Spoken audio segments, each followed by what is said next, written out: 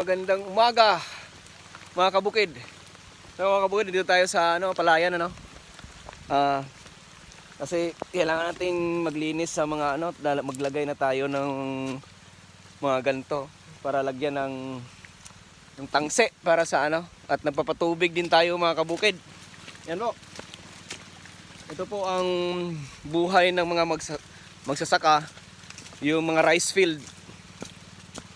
Farmer, Ito po mga kabukid, ayan natin yan.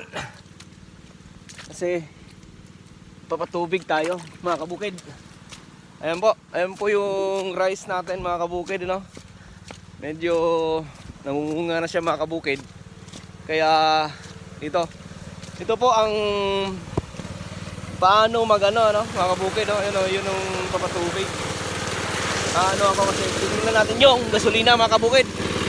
Ayan po yung yung river, yung ilog mga kabukid. Ayan tingnan ko ang gasolina.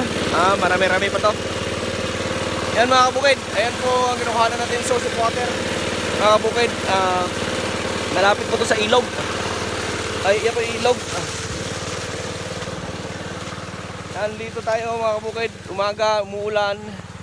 Pero patubig tayo para hindi kasi kakayanin yung mahina lang kasi ang ulan. Kaya inaalalayan natin ng tubig kasi hindi ito napatubigan Yung kasi nga medyo sa mga nakaraang araw medyo busy tayo mga kabukid.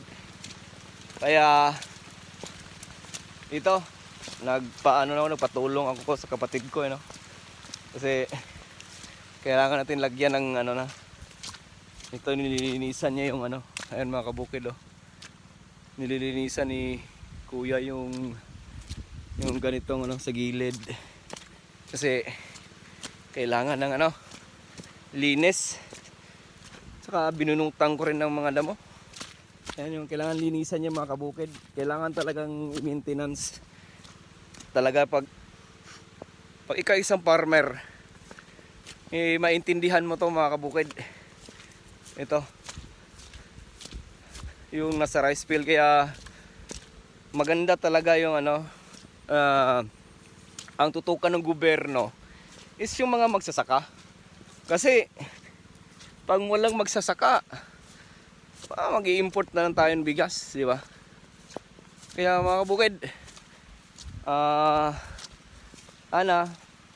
mahalin natin yung mga farmer natin.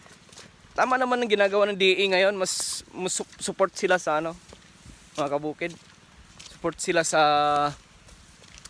agriculture kay Pangulong Bongbong ito yung tinutukan niya. Sana mapalago pa yung pagtutok sa sa mga farmer natin. At sana malagay sa tama yung mga budget ng agriculture sa DA mga kabukid. Kasi pag walang suporta sa gobyerno, mahirap ang mga farmers. Yun ngang abono o yung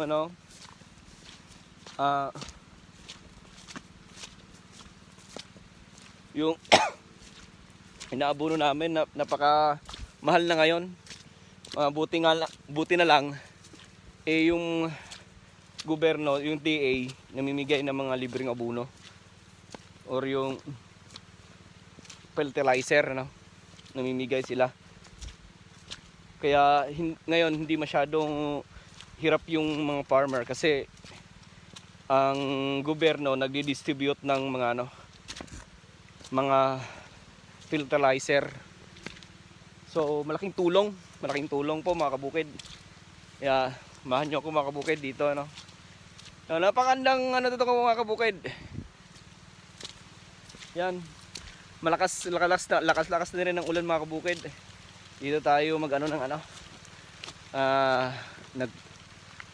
na ako ng yung tanghalian kasi baka abutin kami ng tanghali.